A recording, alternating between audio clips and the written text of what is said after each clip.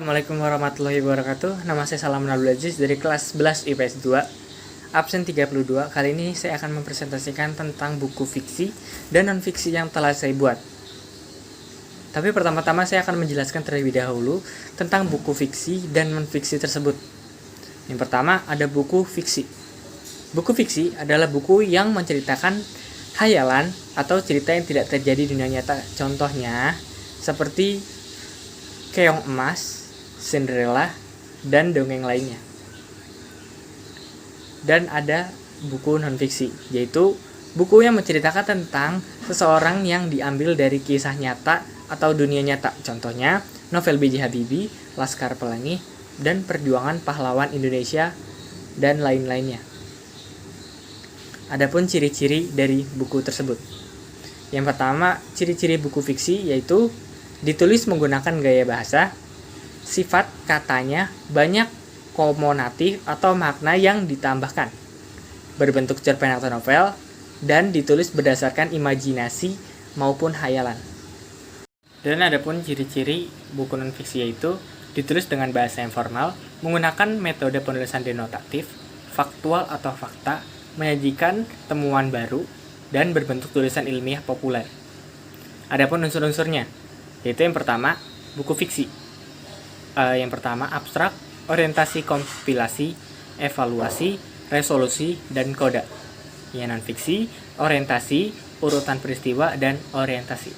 Dan yang terakhir adalah kata atau kaidah kebahasaan, yaitu buku fiksi yaitu 1 menggunakan perumpamaan, 2 menggunakan kata ganti tertentu, yang ketiga menggunakan persamaan atau simile. Dan fiksi yang pertama ada menggunakan kata baku tertentu, yang dua cerita yang dituliskan terkesan santai, dan yang terakhir menggunakan kata asing atau bahasa asing. Di inti video saya akan menjelaskan atau mempresentasikan tentang buku fiksi yang saya buat. Nah, di sini saya akan menjelaskan tentang buku fiksi yang sudah saya buat. Yang pertama ada judulnya Laskar Pelangi, pengarangnya Andrea Hinata, penerbitnya Bintang Pustaka, kota terbitnya Yogyakarta, dan tahun terbitnya tahun 2005. Pasti sebelum membaca buku ada pertanyaan-pertanyaan seperti di manakah tempat asal para tokoh dalam cerita ini? Siapakah tokoh utama dalam cerita ini? Siapa saja nama-nama murid yang ada di buku Laskar Pelangi? Bagaimana alur yang digunakan dalam buku Laskar Pelangi ini? Mengapa sekolah Muhammadiyah terancam untuk ditutup? Apa yang terjadi flow di dalam bab Tak Bayan Tula? Di manakah Kucai menjabat sebagai DPRD pada bab gotik? Nah, di sini saya akan menjelaskan atau menjawab pertanyaan-pertanyaan sebelum orang-orang membaca buku. Nah, jadi novel Laskar Pelangi itu diceritakan tentang 10 anak yang bertempat tinggal di desa Gantung, Belitung Timur. Mereka bersekolah di SD Muhammadiyah yang nyaris hampir roboh bangunannya. Sekolah itu hampir tutup oleh Departemen Pendidikan Sumatera Selatan karena murid yang bersekolah kurang dari 10 orang sebagai persyaratan minimum. Dan ketika itu baru 9 anak yang masuk, yaitu Ikal, Lintang, Mahar, Akiong, Syahdan, Syahara, Kucai, Trapani, dan Borek. Dan ketika Pak Harfan Effendi Nur sebagai kepala sekolah berpidato bahwa akan ditutup sekolah ini, ada seorang anak bernama Harun datang bersama ibunya, dan anak itu mempunyai keterbelakangan mental. Pada akhirnya, SD Muhammadiyah itu tidak jadi ditutup oleh Departemen Pendidikan karena masuk persyaratan. Dan Harunlah yang menjadi pahlawan di kala itu. Butir penting di buku 1. Subbab 10 murid baru. Sekolah Muhammadiyah terancam akan dibubarkan oleh Dependikbud Sumsel jika tidak mencapai siswa baru sejumlah 10 anak. Bumus, seorang guru perempuan, terancam cemas menunggu murid yang akan belajar. Anak-anak yang berjumlah 9 anak duduk di bangku panjang depan sekolah Muhammadiyah. Mereka menunggu anak ke-10 untuk datang. Akan tapi, tepat ketika Pak Harfan sang kepala sekolah hendak berpidato menutup sekolah, Harun dan ibunya datang untuk mendaftarkan diri di sekolah kecil itu. Sehingga sekolah tidak jadi tutup karena sekarang murid berjumlah 10 anak. Mereka adalah Ikal, Lintang, Sahara, Mahar, Akiong, Syahdan, Kucai, Borek, Trapani, Harun. Hal itu menjadi ekspresi Bumus kembali tersenyum. Yang kedua, antediluvium. Kegiatan belajar mengajar dimulai sebab udah terkumpul 10 murid. Murid-murid duduk di bangku, Ikal duduk bersebelahan dengan Lintang. Lintang merupakan teman sebangku Ikal yang merupakan anak seorang nelayan. Ia begitu senang karena bisa bersekolah. Bagiku pagi itu adalah pagi yang tak terlupakan sampai puluhan tahun mendatang karena aku melihat Lintang dengan canggung menggenggam sebuah pensil yang besar. Salah satunya ujung berwarna merah dan ujungnya berwarna biru. Sepertinya ayahnya keliru membelikan pensil itu. Begitu juga dengan bukunya, juga keliru.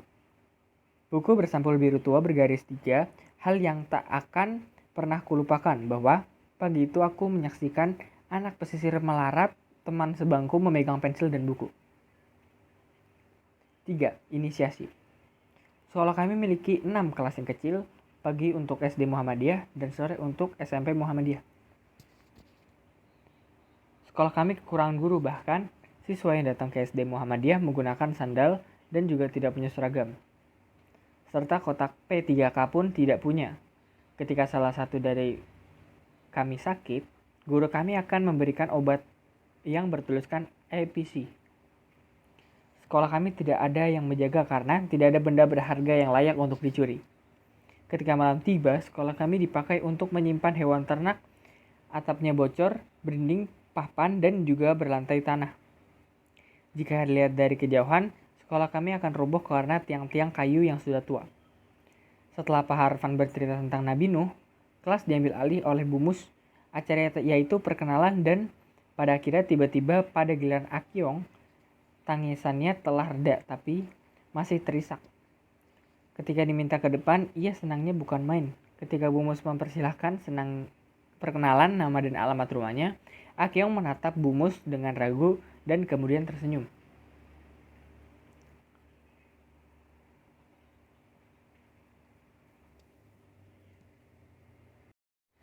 Yang selanjutnya ada The Power of Babel.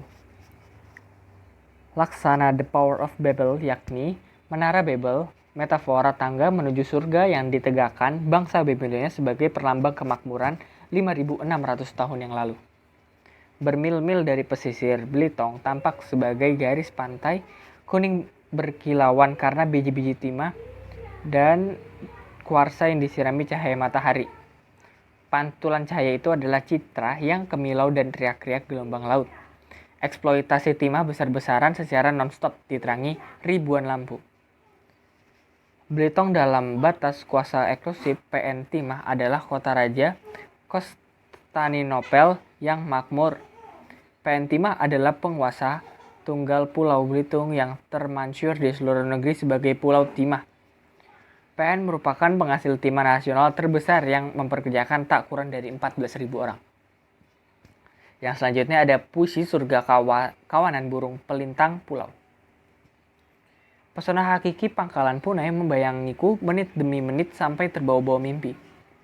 Mimpi ini kemudian kemudian menjadi sebuah puisi karena sebagai bagian dari program berkemah, kami harus menyerahkan tugas untuk pelajaran kesenian berupa karangan, lukisan, atau perjantangan dari bahan-bahan yang didapat dari pinggir pantai. Aku menemukan sebuah karangan puisi yang berjudul Aku Bermimpi Melihat Surga. Dengan puisi itu, untuk pertama kalinya aku mendapat nilai yang sedikit lebih baik dari nilai mahar. Nah, sudah selesai subbabnya, lalu kita menjelaskan kelebihan-kelebihannya. Kelebihannya adalah cerita ini sangat bagus sekali untuk remaja sekarang yang sering bolos sekolah atau tidak semangat belajar. Jadi di era sekarang ini banyak murid-murid yang patah semangat mungkin karena hujatan atau bulian dari teman-teman di sekolahnya. Atau bahkan dia memang tidak punya cita-cita. Jadi, buku ini menurut saya sangat bagus untuk memotivasi seluruh murid atau seluruh siswa yang ada di Indonesia ini untuk mengejar cita-cita yang ia impikan dari sejak kecil. Lanjut ke buku 2, yaitu yang berjudul Pangeran Diponegoro. Nama penulis Carey, penerbitnya Bentang Pustaka, tahun terbitnya 1989, jumlah halaman 101. Bendahara Pangeran Harya Diponegoro atau biasa kita kenal dengan sebutan Pangeran Diponegoro adalah salah satu dari sekian banyak pahlawan nasional Republik Indonesia dan termasuk pahlawan nasional dari Jawa. Beliau lahir di Kesultanan Yogyakarta pada tanggal 11 November 1785 dan meninggal di Makassar, Hindia Belanda pada tanggal 8 Januari 1885 pada umur 69 tahun. Pangeran Diponegoro juga terkenal karena memimpin Perang Diponegoro atau Perang Jawa yang berkenyamuk mulai tahun 1825 hingga 1830 melawan penjajahan Hindia Belanda. Perang Jawa ini termasuk sebagai perang dengan korban paling banyak dalam lembaran sejarah dan perjuangan bangsa Indonesia. Pangeran Diponegoro ini adalah anak dari Sultan Hamengkubuwono III. Beliau adalah raja ketiga di Kesultanan Yogyakarta. Pahlawan yang kelak memimpin Perang Jawa ini lahir pada tanggal 11 November 1785 di Yogyakarta. Nama kecilnya adalah Mustahar. Ibunda Mustahar adalah selir yang bernama Raden Ajeng Mangkarawati yang berasal dari Pacitan. Selain dipanggil dengan Mustahar, semasa kecilnya Pangeran Diponegoro juga dipanggil dengan nama Bendara Raden Mas Antawirya. Lanjut ke bab 2. Terjadi Perang Diponegoro. Perang Diponegoro dimulai karena penjajah Belanda itu memasang patok di wilayah Diponegoro, desa Tegalrejo. Sebelum itu Diponegoro memang sudah muak dan sebal dengan tingkah Belanda yang tidak menghormati adat istiadat serta budaya setempat dan sangat mengeksploitasi ekonomi rakyat dengan pembenahan pajak. Bisa dibilang seenaknya sendiri. Namanya juga penjajah, tindakan Diponegoro yang menentang Belanda secara frontal mendapat dukungan dan simpati dari rakyat. Atas nasihat dari GPH Mangkubumi, sang paman, Diponegoro pergi dari Tegalrejo yang membuat basis perlawanan di sebuah gua yang diberi nama Gua Selarong. Pada tahun 1877, Belanda menyerang kubu Diponegoro dengan menggunakan taktik benteng sehingga pasukan Diponegoro terjepit pada tahun 1829. Kiai Maja berhasil ditangkap. Kemudian menyusul Pangeran Mangkubumi dan Panglima utamanya Sentot Ali Basyah yang menyerah kepada Belanda. Akhir cerita, pada tanggal 28 Maret 1830, Jenderal de Kock berhasil menjepit pasukan Diponegoro di daerah Magelang. Karena sudah terjepit, Pangeran Diponegoro bersedia menyerahkan diri dengan syarat sisa anggota pasukan dibebaskan. Akhirnya Pangeran Diponegoro ditangkap dan diasingkan ke Manado. Lalu dipindahkan ke Makassar hingga mengembuskan nafas terakhir di benteng Rotterdam pada tanggal 8 Januari 1855. Berakhirnya Perang Jawa menandai akhir perlawanan bangsa Jawa. Setelah Perang Jawa, jumlah penduduk Ngayogyakarta berkurang hingga separuhnya. Sebagian kalangan dalam keraton Ngayogyakarta, Pangeran Diponegoro dianggap sebagai pemberontak sehingga konon keturunannya dilarang masuk ke keraton sampai kemudian Sri Sultan Hamengkubuwono IV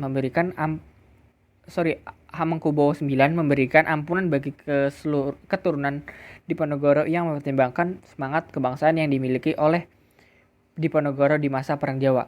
Kini anak cucu Diponegoro bisa bebas masuk keraton khususnya untuk mengurus sisilah tanpa rasa takut akan diusir.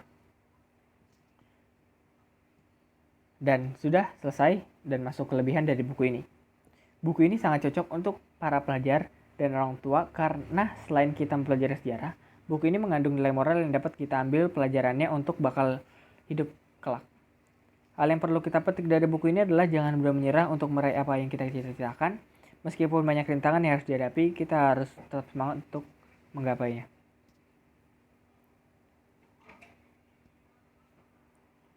Dan saya akan menjelaskan perbedaan unsur antara buku 1 dan buku 2. Dari segi penulisan, buku Laskar Pelangi itu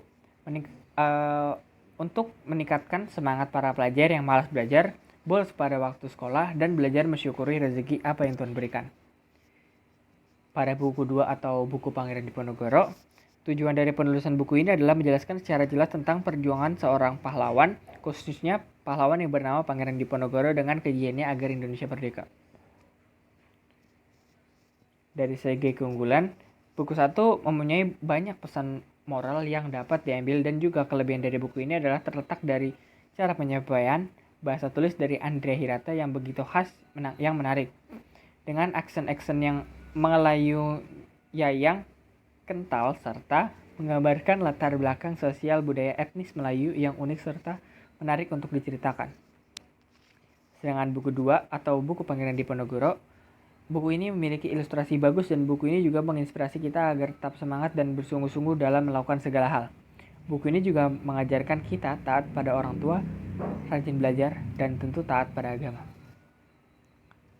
Dan masuk pada kelemahannya, buku Laskar Pelangi ini mempunyai kekurangan, yakni terletak pada pengaburan waktu, tempat, dan nama tokoh dalam novel tersebut.